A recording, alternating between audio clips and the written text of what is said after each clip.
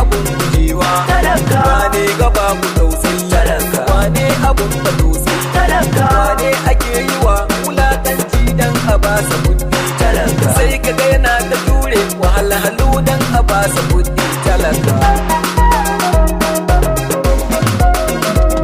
rayuwarsa kullum abinci talaka yanzu a zamanin nan a rayuwa ba a tausayawa talaka yanzu a lokacin nan masu kuɗi ba su tausayawa talaka su a rayuwar nan masu kuɗi ba su tausayawa talaka taifanansa dare da rana talaka kullum yana ta kai shi talaka kullum cikin wuya shi rayuwar sai ta ba shi haushi komai sai ya ba shi haushi rayuwarsa tana abinci